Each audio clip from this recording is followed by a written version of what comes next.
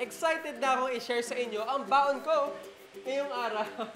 Kaya sabay-sabay natin alamin kung ano ito. Ako po si Marlo at ito ang Knowledge on the Go!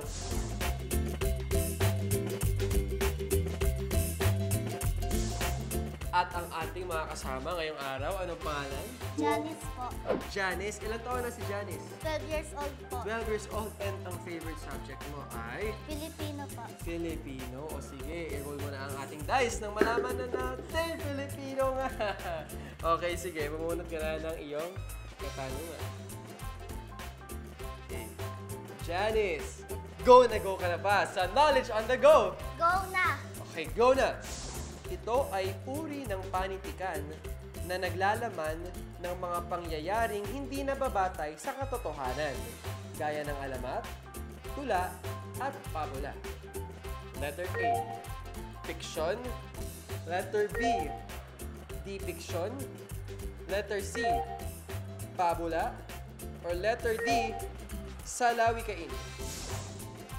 A po. Letter A, fiction. Janice, ang tamang sagot ay letter A. Alam mo ba, Janice, ang Panitikang Piksyon ay nagsasalaysay ng mga pangyayari na bunga ng imahenasyon ng may akda. Dahil nakuha mo ang tamang sagot,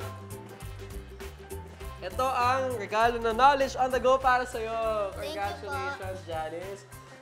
Walang kahirap-hirap, nasagot niya ang katanungan dahil nag-aaral siya ng mabuti. Kaya kayo din, mag-aaral kayo ng mabuti at samahan niyo ako next time sa isa na namang Knowledge on the Go!